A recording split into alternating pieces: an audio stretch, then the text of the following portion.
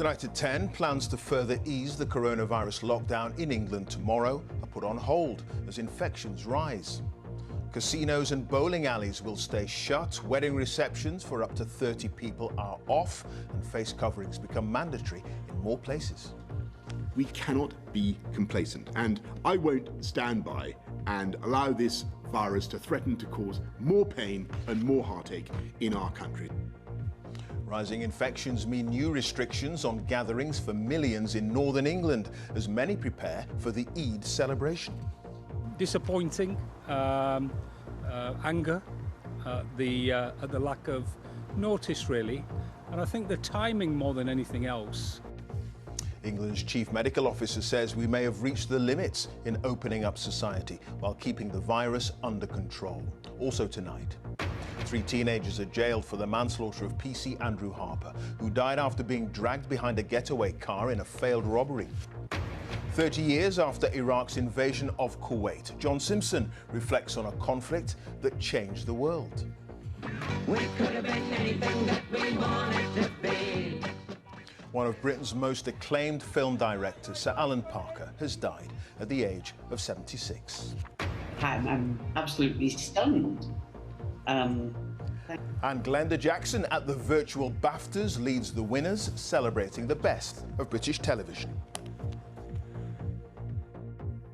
And coming up on BBC News, the government call off permitting crowds into sporting test events for 2 weeks, including snooker's World Championship, which started today.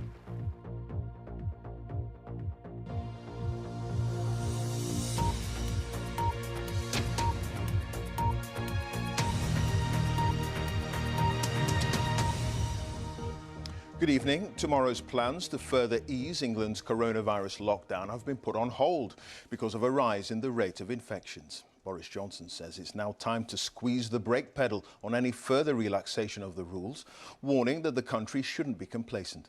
The Prime Minister now says face coverings should be worn in more places where people can come into contact with others they don't know. Bowling alleys, skating rinks and casinos won't be reopening tomorrow as planned, and certain beauty treatments involving the face won't be allowed for at least 2 weeks. Wedding receptions of up to 30 people and indoor musical and theatrical performances won't be allowed either, and the public will have to wear face coverings in cinemas, museums and galleries, as well as places of worship from August the 8th.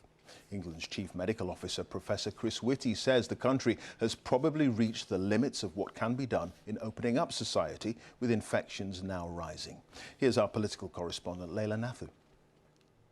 Poised to stage a performance for the first time in months, this venue in London was due to open its doors tomorrow. 80 seats, normally 180, and now we can't open. And that's a huge financial hit for us here at the Phoenix. Businesses still closed across England have been waiting for the next phase of unlocking to begin. But now, with cases of coronavirus on the rise again, the Prime Minister pressing pause.